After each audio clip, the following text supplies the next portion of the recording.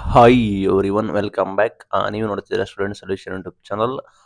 ಹಾಲಿ ಶಿಕ್ಷಕರು ಕೂಡ ಟಿ ಪರೀಕ್ಷೆ ಬರೀಬೇಕು ಅಂತ ಹೇಳಿ ಸುಪ್ರೀಂ ಕೋರ್ಟ್ ಆದೇಶ ಕೂಡ ಮಾಡಿರೋ ಪ್ರಕಾರ ಮಾನ್ಯ ಶಿಕ್ಷಣ ಸಚಿವರಾದ ಮಧು ಬಂಗಾರಪ್ಪ ಸರ್ ಅವರು ಸುಪ್ರೀಂ ಕೋರ್ಟ್ ಅಲ್ಲಿ ಮೇಲ್ಮನವಿಗೆ ಹೋಗ್ತೀವಿ ಅಂತ ಹೇಳಿದ್ದಾರೆ. ಏನ್ ವಿಷಯ ಸಂಪೂರ್ಣ ಮಾಹಿತಿಯನ್ನು ತಿಳಿಸ್ಕೊಡ್ತೀನಿ. ಟಿ ಅಭ್ಯರ್ಥಿಗಳಿಗೆ ಶಾಕ್ ಆಗುತ್ತೆ ಶಿಕ್ಷಕರಿಗೆ. ನೋಡೋಣ ಬನ್ನಿ.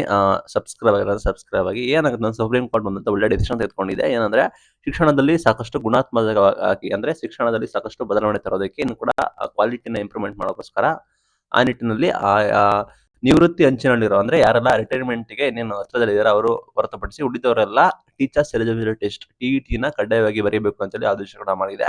ಈ ಆದೇಶ ನಾವು ಪ್ರಶ್ನೆ ಮಾಡಿಬಿಟ್ಟು ಮೇಲ್ಮನೆಗೆ ಹೋಗ್ತೀವಿ ಅಂತೇಳಿ ಶಾಲಾ ಶಿಕ್ಷಣ ಸಚಿವರಾದ ಮಧು ಬಂಗಾರಪ್ಪ ಸರ್ ಅವರು ಅನೌನ್ಸ್ಮೆಂಟ್ ಕೂಡ ಮಾಡಿದ್ದಾರೆ.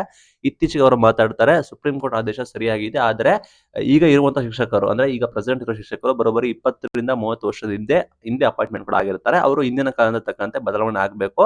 ರಾಜ್ಯ ಸರ್ಕಾರ ಮುಂದಿನ 25 ವರ್ಷದ ಗಮನದಲ್ಲಿ ಇಟ್ಕೊಂಡು ನೆಕ್ಸ್ಟ್ ಶಿಕ್ಷಕರ ನೇಮಕಾತಿ ಕೂಡ ಮಾಡ್ತೀವಿ ಅಂತ ಹೇಳಿದ್ದಾರೆ. ಸುಪ್ರೀಂ ಕೋರ್ಟ್ ಮಕ್ಕಳು ದೊಡ್ಡವರಾಗುತ್ತಿದ್ದಾರೆ ಎಂದು ತಿಳಿದು ಟಿಇಟಿ ಬರೆಯಲು ಹೇಳಿರಬೇಕು ಎಂದರು. ಅಂದ್ರೆ ಸಾಕಷ್ಟು ಮಕ್ಕಳುಗಳು ಚೆನ್ನಾಗಿ ಎಜುಕೇಶನ್ ತೆಗೆದುಕೊಳ್ತಿಲ್ಲ ಅಂತ ಹೇಳಿ ಶಿಕ್ಷಕರೇ ಸರಿ ಇಲ್ಲ ಅಂತ ಹೇಳಿ ಹೇಳಿರ್ಬೋದು ಅಂತ ಹೇಳಿ ಮಧು ಬಂಗಾರಪ್ಪ ಅವರು ಹೇಳಿದ್ದಾರೆ.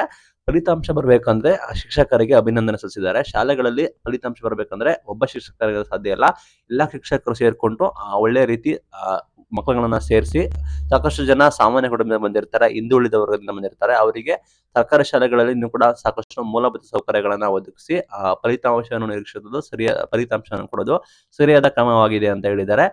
ಹಂತವಾಗಿ ಶಾಲೆಗಳಿಗೆ ಎಲ್ಲಾ ರೀತಿಯ ಸೌಲಭ್ಯವನ್ನು ಕೂಡ ಒದಗಿಸಬೇಕು ಅಂತ ಹೇಳಿ ಇಲ್ಲಿ ಹೇಳಿದ್ದಾರೆ. ಆಯ್ತಾ.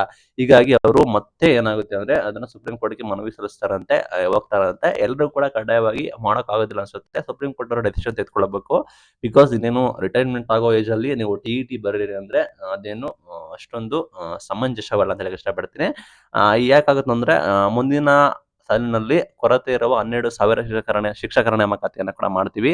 ಆ 2026 ಜನವರಿ ಒಳಗಡೆ 900 ಹೊಸ ಕೆಪಿಎಸ್ ಶಾಲೆಗಳನ್ನ ನಾವು ಶುರು ಮಾಡ್ತೀವಿ ಅಂತ ಹೇಳಿ ಕೂಡ ಹೇಳಿದ್ದಾರೆ.